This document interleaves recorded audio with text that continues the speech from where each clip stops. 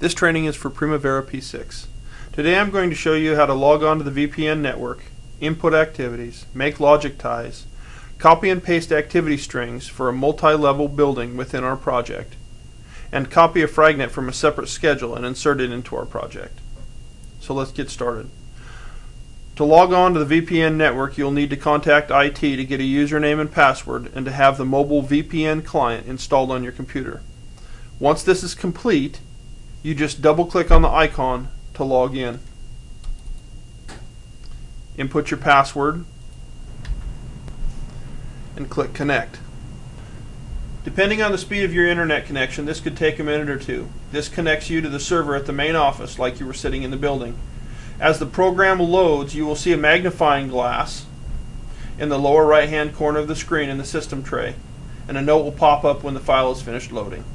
Once loading is complete, double-click your P6 icon and log on to P6 using your login name and password.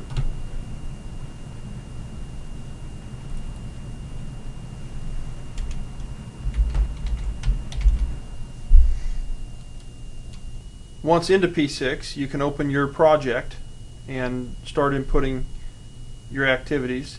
Today we're going to start from the beginning. We're going to copy our WBS template.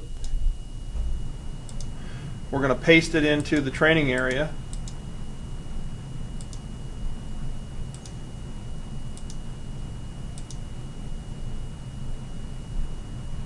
And then we're going to go File, Open, and open that copy.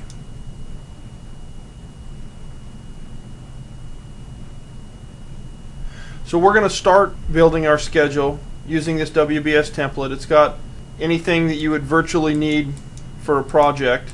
We're going to scroll down here to where the multi-levels show, and we're going to insert an activity in each one of these items. So we're going to select where we want to add, edit, add, and then we're going to add some activities here.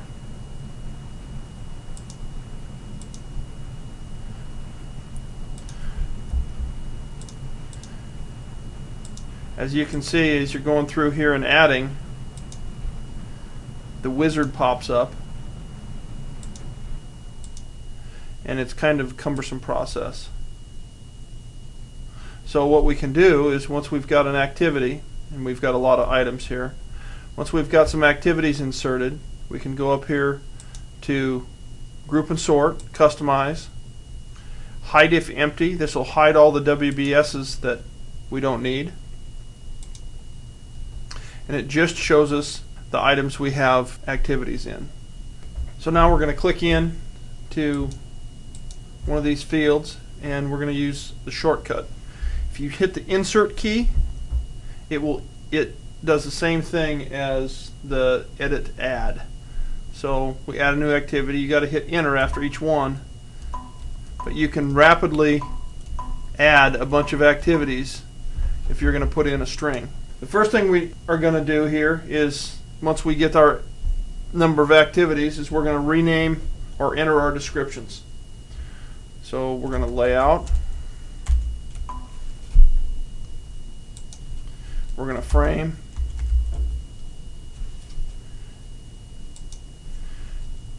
We're going to MEP rough in.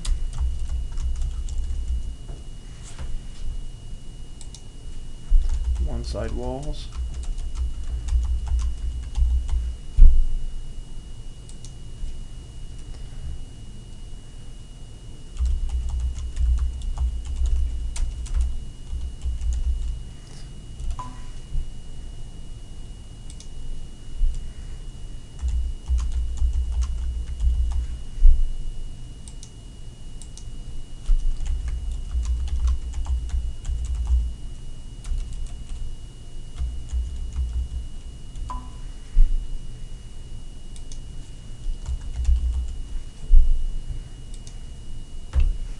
So you get the idea.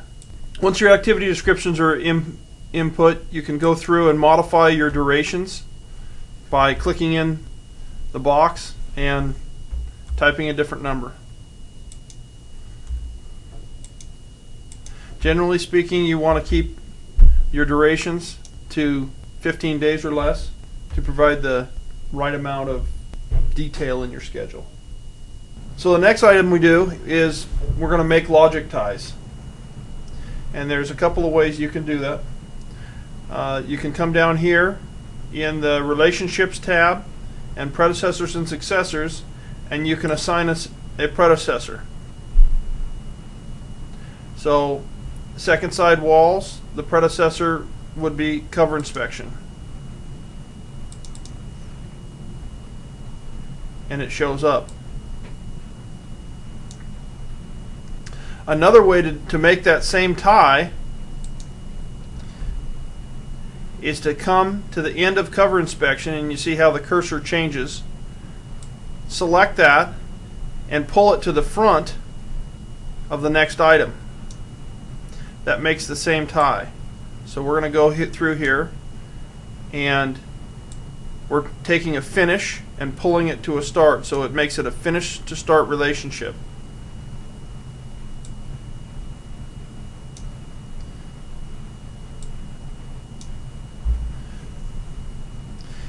And once you do that, it shows you the predecessors and successors down below.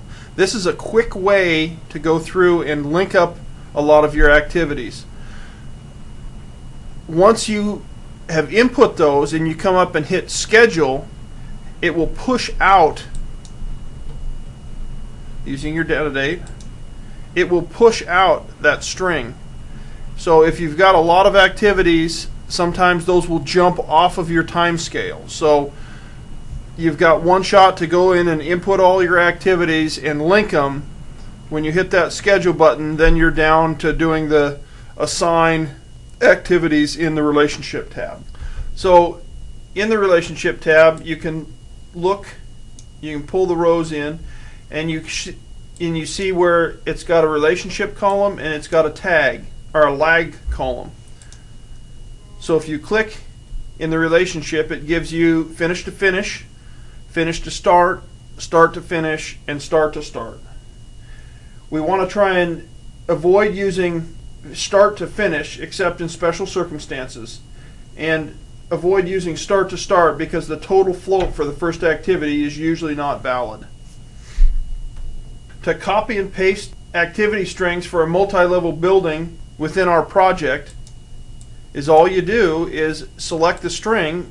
If this is the recurring sequence floor to floor, is you would hit shift and you can select that activity string, right click, copy,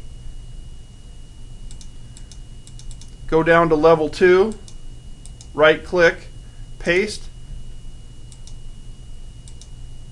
and as easy as that, it pulls the activities and the sequence. So once you get it right for one floor, you can quickly copy and paste to a 10-story building and avoid a lot of data input. The next thing I'm going to show you how to do is to copy a fragnet from a separate schedule and insert it into our schedule. If you have a schedule that's already been built with sequences that have worked well in the past, you can copy those strings from another schedule and insert them into this schedule. To do that, you need to open both schedules.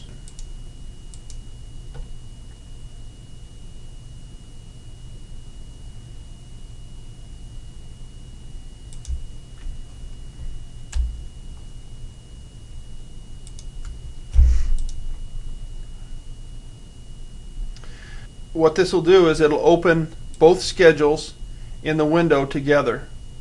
So I selected an Intel schedule, and if we're scrolling down, you'll see where our second project opens. So we're going to take a sequence. This is commissioning, but we'll just select a sequence that we liked,